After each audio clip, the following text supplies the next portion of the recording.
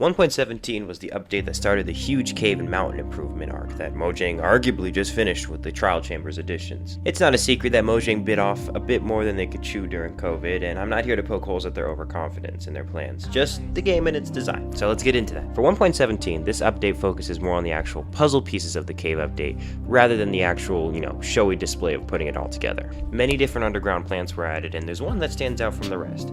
That being the moss block. It's kind of surprising that it took this long for an entirely green block to be added, but it's here in all its glory. The unique mechanic of this block is the ability to spread and duplicate to other blocks when you use bone meal to cause such an interaction to happen.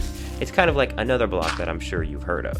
Other than the moss block and its carpeted counterpart, there aren't many other additions besides features that would eventually have a proper home, such as the goat and deep slit. The goat by itself is an okay addition. It brings goat horns and not much else other than its interaction where it will ram him into a mob at random intervals if that mob is standing still. The goat doesn't really have any other defining features, no natural predators, no unique interactions. They can be milked and they can jump high. That's the extent of the goat's additions, and it's better than the polar bear, but worse than the turtle. The axolotl's next, and it has multiple colors, and it also has a niche but interesting feature of granting players the regeneration effect and cleansing mining fatigue when the player kills a mob the axolotl is fighting. Sort of like a reward for when you team up with it. And they do fight mobs and tend to prioritize hostile mobs over other mobs, which makes them great mobs to bring in combat, rewarding team play with it. The only problem is that there isn't enough variety to warrant having it around more often. I mean, the only thing you're gonna fight are drowned and guardians and not much else. I mean, this mob could certainly assist in clearing an ocean monument, but other than that, it just looks cute and it can play dead for a small amount of time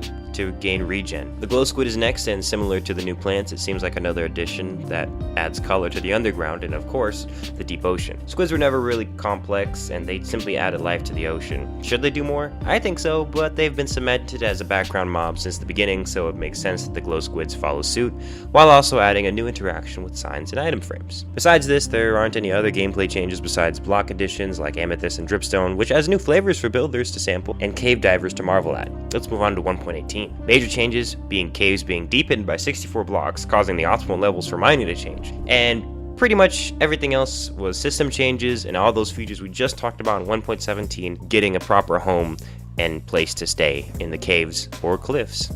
I don't think there's really much else I can talk about in a meaningful way, so let's skip to 1.19, 3-in-1. Frogs are another meh mob. No interesting drops. There are interesting blocks that can be obtained from frogs, and there's a unique spawning mechanic involving frog spawn and tadpoles.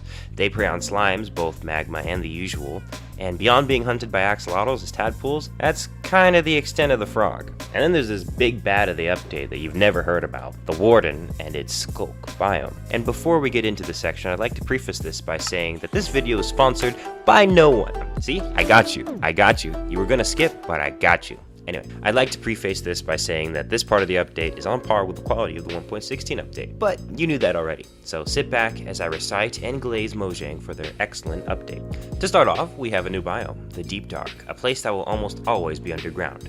The blocks here, when broken, drop XP, something that only happens with ore blocks, and when a mob dies, they cause the Skulk to spread. Almost foreshadowed by the moss block in a way, but not really. Anyway, let's continue. This biome also comes with a structure, the Ancient City, a vast destroyed complex in which the player will have to traverse and attempt to loot it without awakening the Warden, a seemingly unstoppable mob that is extremely powerful both up close and from long range. The Ancient City, should the player pay attention, has plenty of wool blocks, showing players that sound is a key element, and manipulating it in the right ways will aid the players in successfully looting the Ancient City. The loot is worth it after all, with diamond level gear, various redstone devices, a new enchantment, among other things. It also leaves the door open for more additions with the large, ominous portal. Mojang clearly focused on the Deep Dark and its connecting features. Cut!